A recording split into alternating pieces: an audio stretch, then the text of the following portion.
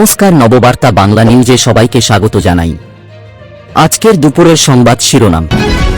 বিনা অনুমতিতে কেটে বাদ প্রসূতির জরায়ু। ডোমজুড়ের নার্সিংহোমে ধুমধুমার, অভিযোগ অস্বীকার কর্তৃপক্ষের।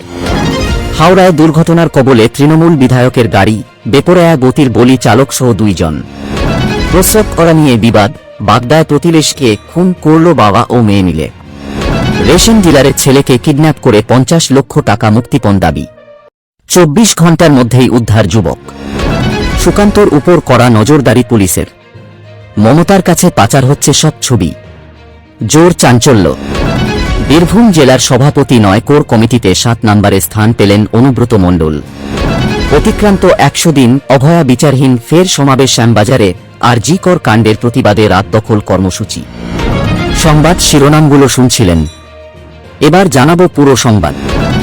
প্রতিদিনের খবরের টাটকা আপডেট পাওয়ার জন্য আমাদের নববার্তা ইউটিউব চ্যানেলটিকে সাবস্ক্রাইব করুন।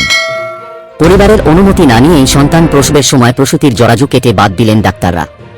এমনই অভিযোগ উঠেছে ডোমজুড়ের একটি নার্সিংহোমের বিরুদ্ধে। শনিবার সকালে ঘটনাটি ঘটে ডোমজুড়ের কাটলিয়ার একটি নার্সিংহোমে। ঘটনার পর প্রসূতির পরিবারের লোকজন নার্সিংহোমে বিক্ষোভ দেখানোর পাশাপাশি ভাঙচুরের চেষ্টা চালায় বলেও অভিযোগ।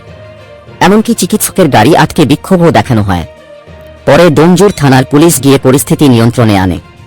এদিকে নার্সিংহোমের যে চিকিৎসক নাসিরা বেগমের সিজার করেন, সেই চিকিৎসক অন্তরা দাস এই প্রসঙ্গে বলেন, সিজারের সময় প্রচণ্ড রক্তপাত হচ্ছিল মহিলার। সন্তান প্রসব করানো কঠিন হয়ে পড়েছিল। মা ও সন্তান দুজনেরই প্রাণ সংশয় হয়েছিল, তাই মহিলার স্বামীর অনুমতি নিয়েই জরাজু কেটে বাদ দেওয়া হয়েছে। মহিলার স্বামী লিখিতভাবে সেই অনুমতি আমাদের দিয়েছেন। দুর্ঘটনার কবলে তৃণমূল বিধায়ক গিয়াসউদ্দিন মেল্লার গাড়ি, বেপরোয়া গতির বলি বিধায়কের চালকসহ 1 নাবালক। হাসপাতালে মৃত্যুর সঙ্গে পাঞ্জা লড়ছেন আরও 3 জন। দুর্ঘটনার সময় গাড়িতে ছিলেন না বিধায়ক। শনিবার রাতে দুর্ঘটনাটি ঘটে হাওড়ার শিবপুরের কাছে ফরশেয়ার রোডে। দক্ষিণ 24 পরগনা জেলার মগরাহাট পশ্চিমের বিধায়ক গিয়াসউদ্দিন মেল্লা, তাঁর গাড়ির চালক মোহাম্মদ মুস্তাক খানের মৃত্যু হয়েছে। তার সঙ্গে 12 বছরের 1 নাবালক ছিল। দুর্ঘটনাস্থলেই তারও মৃত্যু হয়। বাকিরা হাসপাতালে ভর্তি। দুর্ঘটনাগ্রস্ত গাড়িটি তৃণমূল বিধায়কের নামেই রেজিস্টার করা। গাড়িতে তাঁর নামের স্টিকারও লাগানো ছিল। প্রতিবেশী পৌরকে পিটিয়ে খুনের অভিযোগ উঠেছে বাবা ও মেয়ের বিরুদ্ধে। প্রৌঢ়ার অপরাধ, অভিযুক্তর বাড়ির সীমানায় প্রস্রাব করেছিলেন তিনি।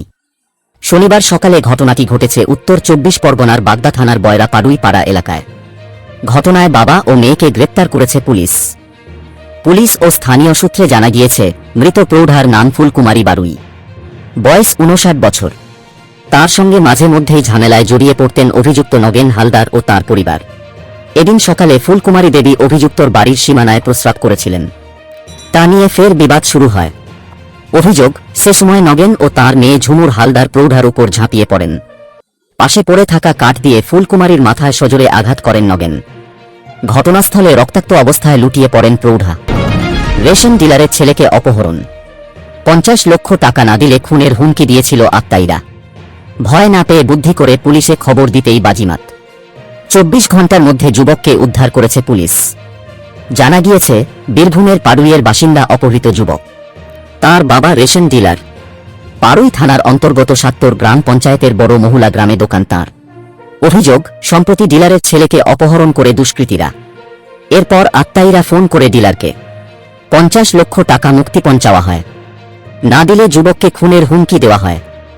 আতঙ্কের মাঝেই পাড়ুই থানার দ্বারস্থ হয় পরিবার। ঘটনার তদন্ত শুরু করে পুলিশ। শহর কলকাতায় তৃণমূল কাউন্সিলরকে লক্ষ্য করে গুলি চালানোর ঘটনার পরেই পুলিশের গোয়েন্দা দপ্তরের ভূমিকা নিয়ে প্রশ্ন উঠছে। তাদের কাছে কেন আগে থেকে কোনো খবর ছিল না, তা নিয়ে কটাক্ষ করছে বিরোধীরা।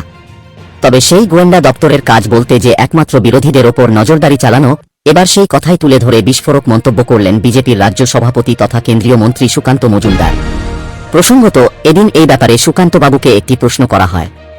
আর সেই প্রশ্নের উত্তর দিতে গিয়ে তিনি বলেন, কলকাতা পুলিশের ইন্টেলিজেন্স ব্যুরো বলে যদি কিছু থাকে, তাহলে তাদের একটাই কাজ। সুকান্ত মজুমদার গঙ্গারতি করছে, তার ছবি টুক করে তুলে নিয়ে সেটা মমতা ব্যানার্জির কাছে পাঠানো।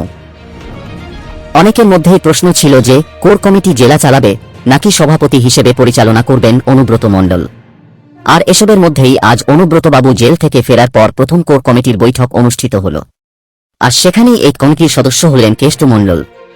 সূত্রের খবর, গতকাল বীরভূম জেলা তৃণমূলের কোর কমিটির বৈঠক অনুষ্ঠিত হয়।